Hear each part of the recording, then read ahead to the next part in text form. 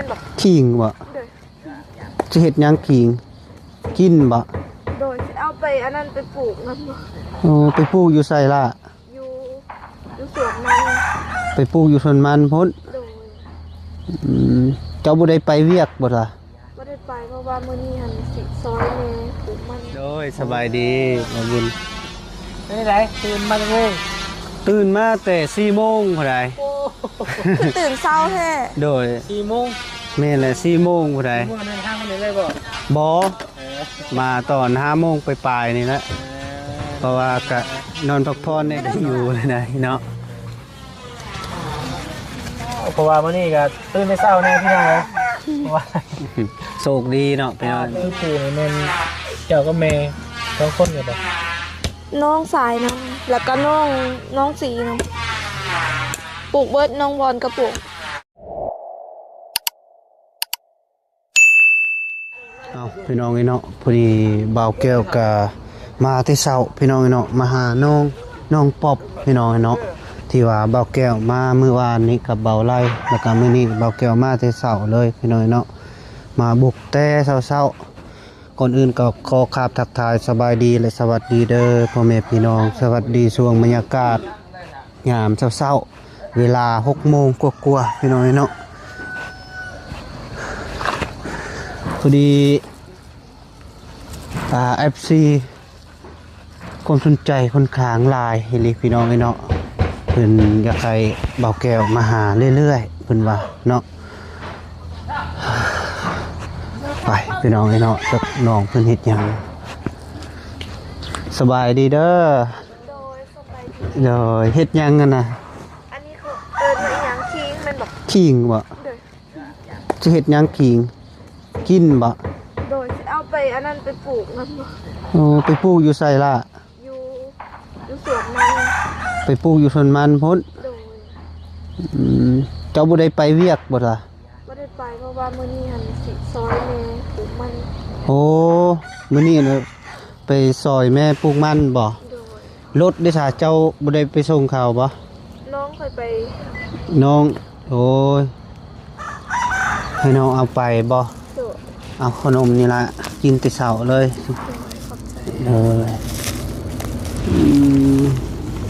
เป็นขิงยังวะเป็นแบบนี้ลองดมเด้อขิงดำบ่อ้าวเหรอบ่ ได้แล้วแม่ได้แล้วเอาไว้คิดอะไรเนี่ยนี่น้องป๊อบเพิ่นพักเวียกพี่น้องเนาะพอดีเพิ่นสิไปเฮ็ดเวียกซอยแม่ว่าซั่นนึ่งข้าวนึ่งน้ำละบ่เบิดแล้วได้ย่างกินมื้อนี้นะกินข้าวกันยังมีตอนเช้านี่กินข้าวกับหมี่กินข้าวกับมีโดยซื้อมีมาบ่มื้อบ่ายบ่แม่นทางพวกอ้ายเพิ่นเอามาให้โอ้ทางอ้ายเพิ่นเอามาตอนโดย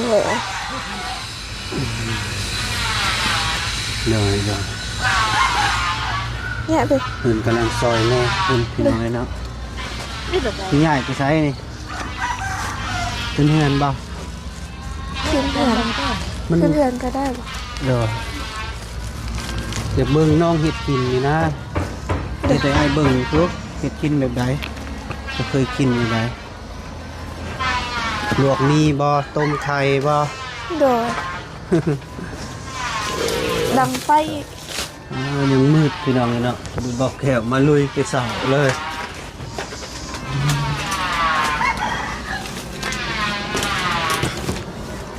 พอดีน้องคุณพักเรียกมันจะสิลงสวนที่มันนี่โดยลงซอยเมย์น้อยนึงก็มาเพราะว่าเมย์ยกอันนั้นบ่ไหวเขาเอิ้นได้ยังคอยก็เอิ้นบ่เป็นคือกันไก่บ่สวนเจ้าก็บ่ได้ค่อยไกลปานใดดอกมีแต่ลงปลูกขิงติโดยซอยเมย์ปลูกขิงแล้วก็เบิ่งแบบมันแบบปีนี้แบบมันตายเบิดเด้เพราะว่า แดดมันแห้งโพด โอ้ยันแม่ปลูกบ่เป็น เป็นอยู่ ก็เคยปลูกมันอยู่บ่ เคยปลูกมัน เด้อ เจ้าสิปลูกมันหรือสิปลูกคิงเดี๋ยวนี้ ไปล้างถ้วยก่อนนะเพราะว่าตื่นเช้ามาบ่ทันได้ล้าง โดยล้างยัง ล้างถ้วยกับ โอ้โดยไป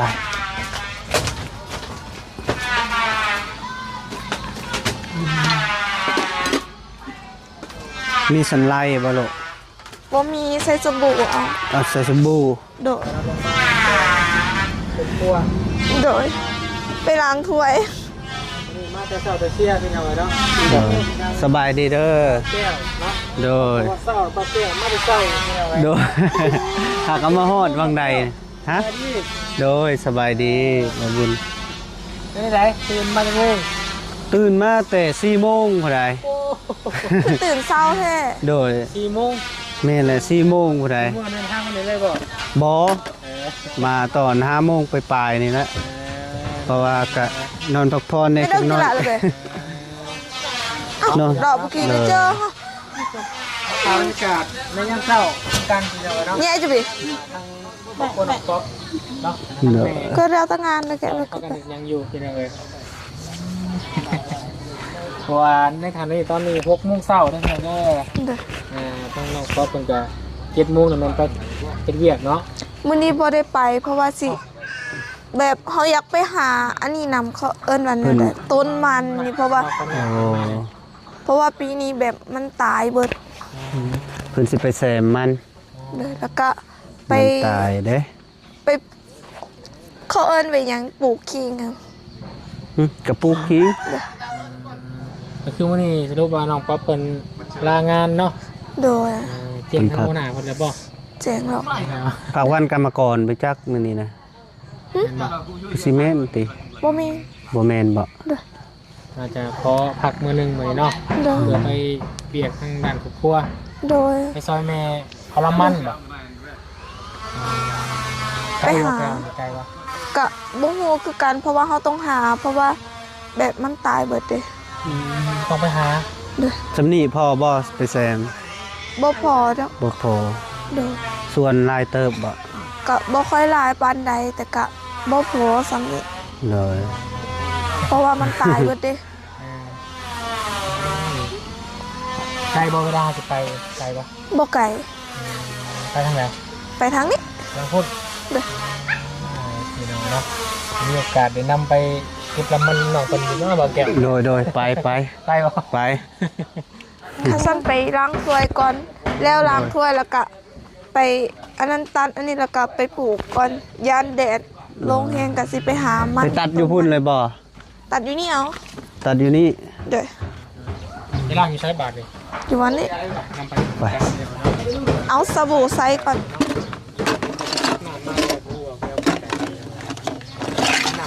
น้ำมาดาน น้ำใดเป็นน้ำมาดานคือกัน มาดานเนาะ เด้อ คือเราแก้วเฮาพี่น้องเอ้ย เดิน มานอน เลย เทโฟน2 คืนแล้วเนาะ แม่นแล้วมื้อที่สองแล้วนี่ เป็นจังไดเนาะ ก็ เป็นครั้งแรกบ่ แม่นครั้งแรกในชีวิตเลย เล่นไปเล่นอยู่ในเฮือนแน่เนาะไปเล่นไปแอนได้เนาะยาม กะไปเด้วานนี่กะโดยเจ้ายังบ่ทันมาเด้ตอนแรงนะไปอยู่ไปลิกับเบาไล่เด้2 คนยังบ่ทันมีไผมาแล้วก็เลย มานอนพักผ่อน โดยมานอนพักผ่อนเพราะว่าจะแพ้อากาศแน่เพราะว่าอยู่ในอากาศมันหน่อยหนึงเด้มันเย็นหน่อยหนึงนะแล้วก็เลยพรก่อน ไป ขอทางเราแก้วเพิ่นก็มีเขาเก็บน้องเห็นเนาะแล้วเนาะ โดยแม่นแล้ว ครั้งแรก จะมาติดนละบ่ ปล่อยมาแต่วันที่17 โอ้ก็โดนเติมเลยเนาะประมาณ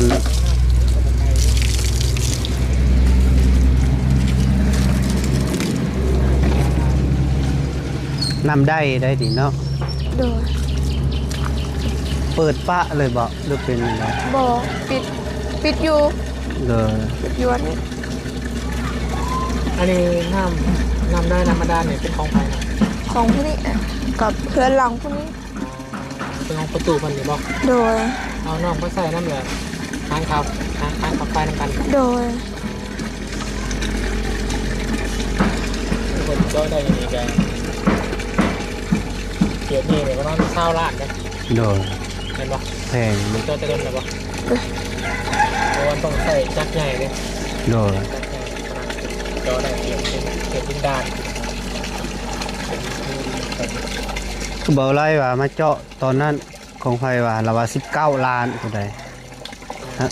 หาเขตเฮาบ่ฮอด เขียนว่ามันเป็นดินนะดินทรายดินนะ แม่นเจาะสบายเนาะ ใส่จักรใหญ่อย่างเดียวใส่จักรลมทางจอไปน้ำเปล่าไปน้ำ แข็งเนาะเป็นหินภูเด้มันเนินเนาะ ใส่น้ำพันจักรราคาเงินเนาะ หลายอยู่เบื้องนี้ใส่เบิดเฮือนตัวนั้นก็ใส่ ใส่ แล้ว เบิด ก็เฮือนตัวนี้แล้วก็เฮือนข่อย มันตกเดือนหนึ่งครอบครัวอะไรจักเท่าไหร่ บ่ฮู้เพราะว่าแม่เป็นคนจ่ายเบิด เสียแต่ค่าไฟเนาะ ฮะ บอกเสียค่าไฟซอยกันดูว่า ก็บ่ฮู้นำแม่คือสิประมาณนั้นแหละเพราะว่าแบบเขาให้มีหยังแบบมีเงินก็ให้แม่เป็นคนเก็บเวลาแบบเขาเก็บเงินดอกเงินเดือนจังซี่ก็แม่เป็นคนจ่ายเบิดเด้ โอ้ เขาก็เลยบ่ฮู้เพราะว่าแม่ก็บ่ได้บอกนำ คือทุกสิ่งทุกอย่างน้องไปทำงานสอบมาหาได้มาเนี่ยแม่เอามาให้แม่เป็นเบิด โดย น้องมันมีเก็บส่วนตัวเลย บ่มีเก็บขึ้นบางมื้อแบบเขาอยากได้ก็มีแต่ขอน้ำเพิ่นคืออยากซื้อสบู่บ่จังซี่ก็ขอน้ำแม่เอา อ๋อ คือผมมีบัญชีคือของตัวเองนะครับตอนนี้เนาะ โดย จะธนาคารได้บัญชีมาให้แม่หมดเลย บ่ฮู้นำแน่ อื้อหือ น้องคือบอกเก็บไว้ส่วนตัวเนี่ยหยอดกระปุกไว้ ก็ เพื่อมีแนวคือน้องมือยางมีความฝันในวันข้างหน้าด้วยเนาะเก็บเล็กออมหน่อยว่าเพื่อจะได้ของตัวเองกับน้องแต่ต้องมาต้องข้อแม่ด้วยแบ่งเป็นสองส่วนนะอยู่ แม่นโดย ก็ย่านหายแน่เพราะว่าเฮือนเฮาจังซี่กันเฮาป้าไว้อยู่เฮือนแบบเฮาก็บ่ฮู้ว่าผู้ใดแน่ขึ้นเฮือนเฮาก็เคยอยู่ได้เฮ็ดหายเป็นเงินเวียด50,000 เฮาก็นั่งหายแล้ว โดย ไม่ได้เปิดบัญชีใหม่บ่ บ่ได้เปิดบัญชี บอกผมหมายว่าน้องเราบ่อยากเก็บนะย่านเงินเพิ่นเสียแล้วก็ให้แม่เก็บไว้หั่นนะมันเวลาอยากได้ละขอเอานำแม่ไปซื้อหั่นนะนั่นน่ะ ลูกผมเปิดบัญชีไว้ฝากธนาคารส่วนหนึง บ่เป็น บ่เป็น เป็น เด้อ เดี๋ยวเอาบุญ ยังบ่ฮู้ซ้ำว่าธนาคารอยู่ไส บ่มีดิสิโปนนี่เด้บ่มีบ่ สิบปูนมีแล้วก็แสดงอย่างนี้ มีแต่คอยบ่ฮู้ บ่ฮู้เนาะ ก็คือได้เงินเดือนมาทั้งหมดจ่ายมานี่เท่าไหร่2 ล้านเนาะแล้วก็ให้แม่ไปเลยเนาะ ให้แม่เบิด น้องควรเปิดบัญชีไว้ เก็บไว้ในบัญชีล้านหนึงเนาะเอามาให้แม่ล้านหนึง เด้อไปเอาให้น้าบ่าวกระแจรถก่อน โดย น้ำบางแก้ว โดยน้ำให้เพิ่น ซ่องแยกเป็นผู้บริสุทธิ์ต้องแยกเป็น3 ส่วน แม่น อย่างเงินออกมาเงินเดือนเดือนมาแบ่งคือว่ามีลูก2 คน โดย ลูกคนหนึงลูกคนหนึงลูกคนหนึง โดยแม่นแล้ว เพราะว่าอยากแนะนำ โอ้ย อยากให้มี หน้าช่างและหน้ากระจายรถน่ะ อนาคตข้างหน้าเนาะแล้วก็นี่คือ หน้ากระแจรถและช่างล่ะ ที่น้องคนนึงก็ต้อง กินและอัน ตัวเองอยู่แล้วเนาะ โดย และช่างกูไปกูไปและช่าง ส่วนภาคเราเอง ข้าแต่ช่างละตัวเลย ส่งเยี่ยมไหมอย่างของ งามเนาะผู้หยังก็งามเลยแท้เขตนี้เนาะ เกียรติแม่น นี่ การประกาศเอาในช่าง เพ ก ช ระจายรถ เขียวงามพี่น้องนี่เนาะ ออนปีให้เจาะแล้วน้ำมันเนาะก็แย่น้ำมันจะไปให้บี ทางกลับบ้าน ก็ ชาวพันปะ คิดว่าสิกลับมื้อนี้แหละ จำไว้สัก บางเทื่อก็บ่ได้กลับก็ทางเบิ่งประมาณมื้อวันพุธจะไปกระเทินได้มาแล้วก็เลยลุยอยู่พี่ก่อน แม่น เลยมาไกลแล้ว ขายเวียดขายงานเวลาคุณมียังขายร้านอยู่ โดยเอาไปทางได้เลยอะไร เข้าทางไปหาน้องใจดีอย่างนี้แหละบ่ได้ไปทางใดมือมาแต่พุ่นแล้วก็ไปหาน้องไปหาน้องอหย่างน้องนางบ่อยู่บ้านพอตู้ปืนแก๊ปไปเด้เข้าไปพุ่นเลยลุย ลุยเดียวเลย โดยลุยไปพุ่นแล้วก็มาพอดีมาหอดคำ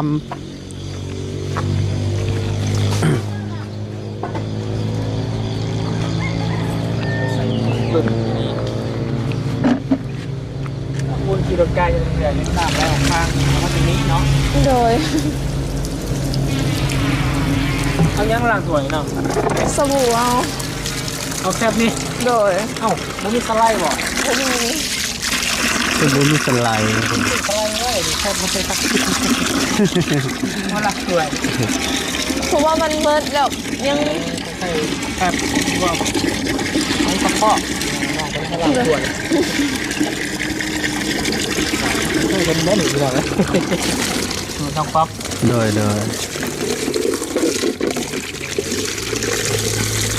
บอกแก้วทำที่เพิ่นมาเอาแพรปลางเอาเลยบุญสไลด์สุด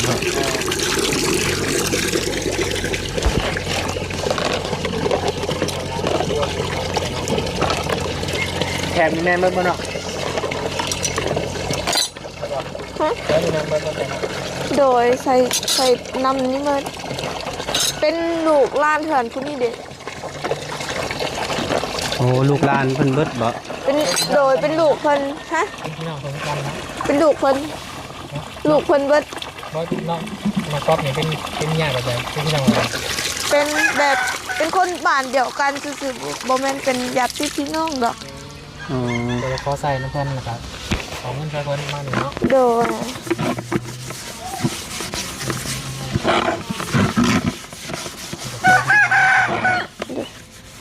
แม่นดินดอนเพิ่นก็ให้อยู่เด้เพิ่นก็พักอาศัยสมิธเนาะเพิ่นใจดีเด้เท่านี้ได้แต่เฮาคันตาบ่ซื้อแล้วบ่ได้อยู่เลยนะเนาะ เพราะว่ามื้อนี้ก็ตื่นในเช้าแน่พี่น้องเลยเพราะว่า โชคดีเนาะพี่น้อง ตื่นสวายยามใดนี่ประมาณ7-8 โมงนี่น้องป๊อปเพิ่นไปทำงานอะไรในเวียกก็เลยลุกขึ้นมาถ่ายทำบรรยากาศเห็นแต่ถ่ายแต่ยามค่ำยามแรง เนาะ บรรยากาศยามเช้าผมเคยถ่ายพี่น้องเพิ่นเชื่อพี่น้องเลย แรงว่านี่ก็เจ้าก็มาพี่บ่ แม่นออกจากนี่ประมาณ7 โมงแรง โอ้พอไปถ่ายอยู่พุทธเซเว่บึงไปมา ทีมงานมีทีว่า7 โมงแรงออกจากน้องป๊อป เลย เราเพิ่นเดินงานมากับ5 โมงแรงเลยเด้ โดย เพื่อนพอพี่กับ5 โมงไป5 โมงครึ่งเลย โดย ถ่ายคลิป1-2 คลิปกับมืดแล้วนะพี่น้อง แม่น ไปตัดลำมันนี่สักโมงเนาะ แล้วเห็นอันนี้ก็ไปตัดลำมันก่อนเพราะว่ายานแดนออกลายระเบิดมันโหด บ่กินข้าวสะก่อนซั่นบ่ตอนสิไป ยังไม่ค่อยอยาก โอ้ไปเฮ็ดเวียกซะก่อนแล้วจึงมากินข้าว เด้อ ไปบ่ไปช่วยน้อง สวยน้องบ่ โดยไปช่วยน้องปลูกมัน ประมาณจักโลน้องเข้ามาด้วยไกลปะ บ่ไกล ประมาณจักลัก ไก่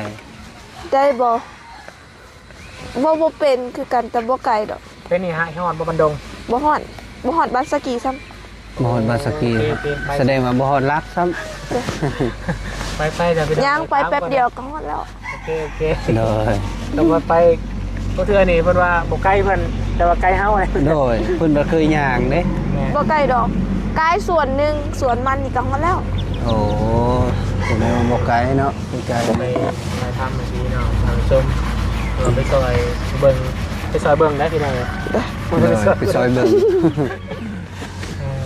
ไปพาบรรยากาศบ๊อบไปเก็บลำมันปัดสวนน้องๆที่ปลูกก็อยู่ทางกันบ่ปลูกมันนี่ ส่วนน้องนะ ปลูกมันนี่ไปทางเดียวกันเนาะ ทางเดียวกันส่วนเดียวกันนั่นแหละ เดียวกันเนาะ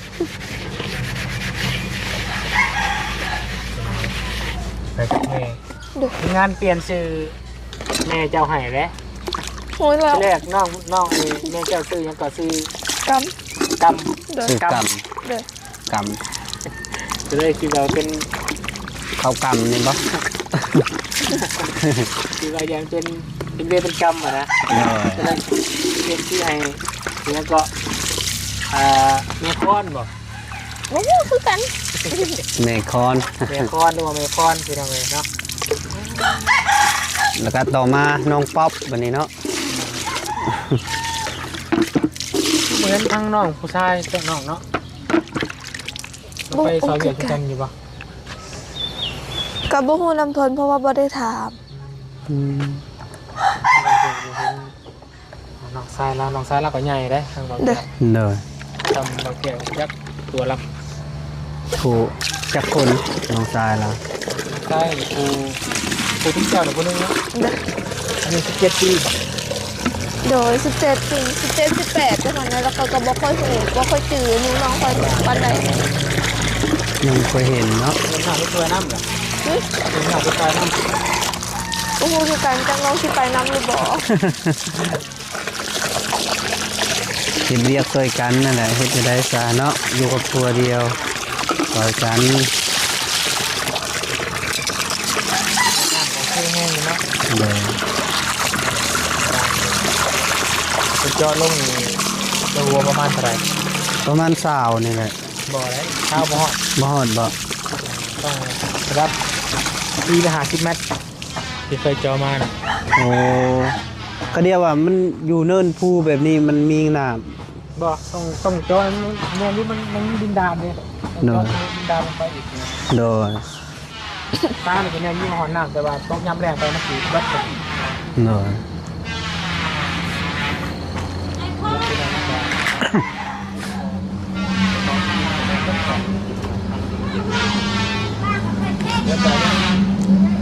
รอรุ่นมันการอีกที่เก่าที่หาเราทางจะโอเคตกลงสี่ พี่เอ็นกูกรณี โดย ลูกจับเป็นอะไรเนี่ยตามของอาเดีย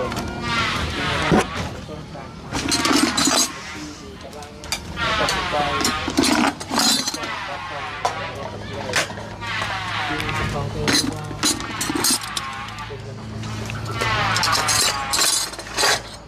ก็พี่น้องไอ้เนาะพอดี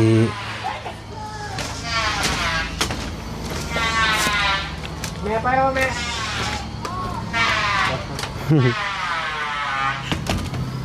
ไปแล้วบ่น่ะ บ่ฮู้คือกันเพิ่นสิไปแล้วก็บ่จักยังไปเอาถุงให้ข่อยกับบ่ฮู้คือกัน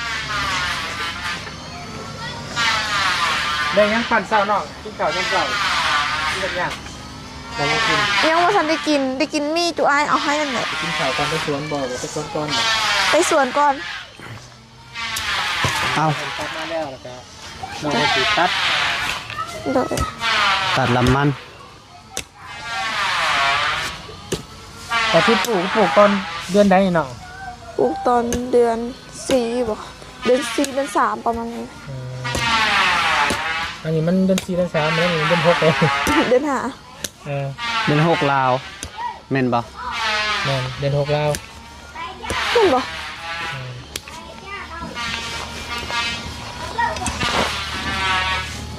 ก็คือปู่นี่แม่นเจ้าก็แม่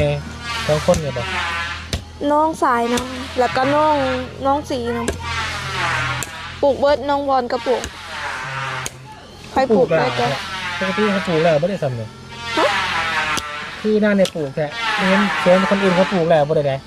แล้วหมดแล้วแต่ส่วนเฮาพัดอันนั้นเดยแบบแดนแหงบ่ค่อยได้ฝนบ่ค่อยได้ตกหลายเขาก็เลยแบบมันพวกมันก็เลยตายเบิด มันตายเนาะ เลย เราไปแซมไหม ว่าง่ายนี่น้องเนี่ยปลูกแล้วตอนที่จะปลูกมันตายไปแล้วเนาะ เด้อ ที่ปลูกไม้บัดเนี่ย เด้อ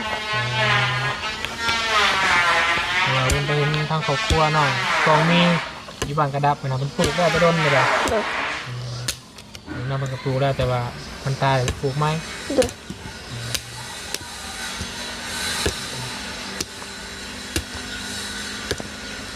เ ว่ามันสมมติหนึ่งที่เราหูนะราคาถูกแห้งคืออะไรนะ เด้อ ที่แล้วค่าได้จักล้าน 3 ล้านปลาย 3 ล้านป้าย โดย แสดงว่ากวงเติบเนาะขายดิบเลยบ่ 3 คันรถไทย ขายดิบเลยบ่ ขายดี อ๋อขายดิบ คือว่าได้หน่อยได้ เรียบ เลยคั คั น นเขาขายในทางตัวเขาก็ได้อยู่ทางตัว10 ล้านหรือว่า20 ล้านอยู่ เด้อ เนาะ น้องป๊อปคือได้หน่อยเลย เนื้อที่ เพ มัน ราะว่า น้ มั อน ย แบบ ติ มันตายเบิดเด้หมดเด้เพราะว่าเพราะว่าปีนี้หันฝนตกผิดฤดู มันก็เลยแบบนั้นมันเสียแบบหัวมันนะแถมหัวก็น้อยปีนี้เพราะว่าเขาเฮ็ดแบบซ้ำๆเฮ็ดเขาเฮ็ดแต่บอนเก่าเด้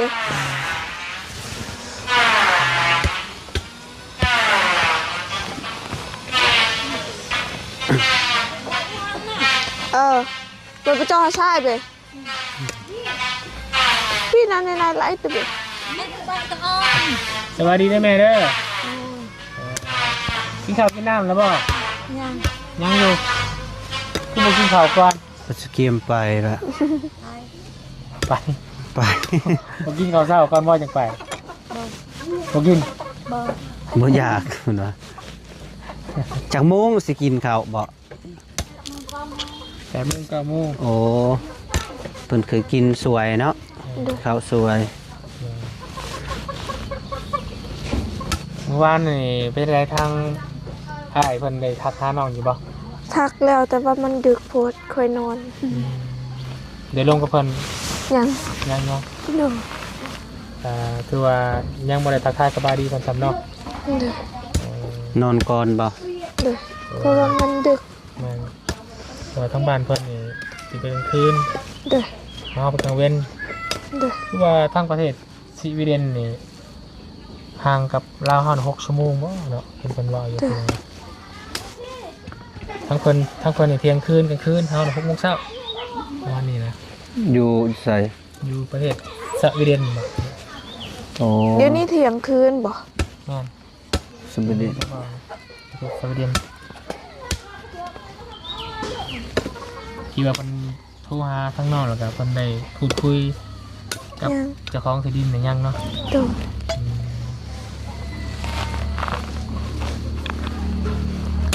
อ๋อเพิ่นว่าสิซื้อดินให้น้อง แม่น เลย แต่ว่ายังเขาจะฉันก็ได้ว่าที่ว่าจังได้ฮะนะครับ เลย มีแต่พอคนว่าอยากจะซอยน้องป๊อป เลย แต่ว่าบางทีซอยแต่สำไรฮะนะครับ อยู่ที่รอรุ่นเนาะ ตอนนี้คนจะ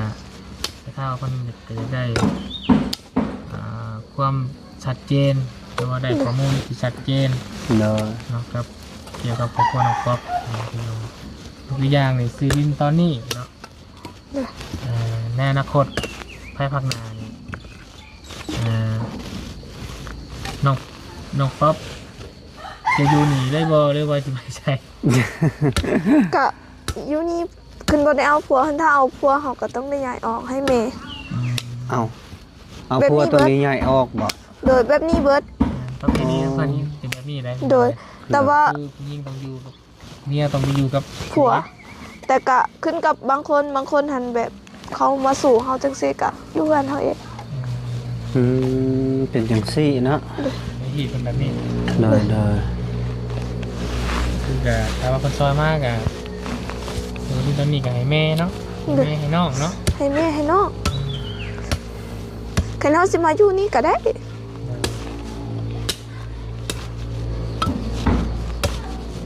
คัน เพ เพิ่น ราะว่า ซอ เป็ ย น ก็ ดิ ต้อน งได้ เฮา อยู่ แล้วเด้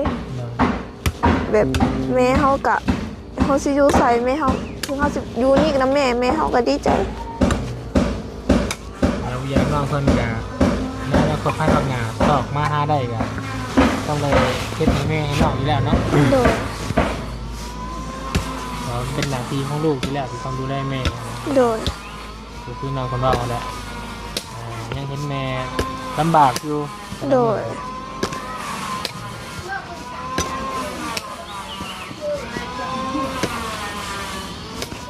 ทักน้องไอ้ฮับ Facebook เท่านั้นเนาะ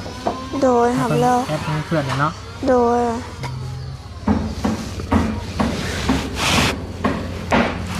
เราไปนี่คุยมันยังเลยเนาะ เด้อ เพิ่นโทรหาเจ้าอยู่บ่ ยังเห็นอยู่เพิ่นทักเฮาค่อยตอบแต่โดยแหละค่อยก็ล้างหน้าล้างตาเพราะว่าหากระตื่นแต่นอนเฮ็ดเวียกเพื่อนก่อน โดย คิดว่าแนวนี้แต่บ่ฮู้ว่าอยู่บ้านเพิ่นแบบเที่ยงคืนจังซี่ แม่นเที่ยงคืนได้อยู่พุ่นเลยคันอยู่อเมริกาเข้าหน้า8 โมง 8 โมงกลางคืนเฮาเป็นเท่าไหร่ก็8 โมงเช้าเนาะไล่เลี่ยกันนะอยู่อเมริกา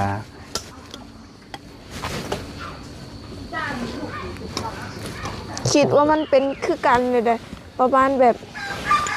เฮา6 โมงเพิ่นก็6 โมงแบบ6 โมงตอนแรงจังซี่บ่แม่นเนาะ บ่อะไรมันสิห่างกันเดี๋ยวแต่บางประเทศเนาะ โดย โดย บางประเทศแต่แต่ว่าสิให้ซ้ำกันกับเราเฮาบ่ซ้ำ เด้อ สิลืมกันอยู่3-4 ชั่วโมงหรือว่า6 ชั่วโมงประมาณนี้ คันประเทศอยู่สวิตเซอร์แลนด์แล้วก็ห่างกัน2 ชั่วโมง 2 ชั่วโมงบ่ โดยสวิตเซอร์แลนด์เพราะว่าเราเคยโทรมาหาข่อยตลอดเลยเราสมีแล้วก็แนะน แสดงบุญฟังผิดประจักษ์เนาะ ำเลย 6 ชั่วโมง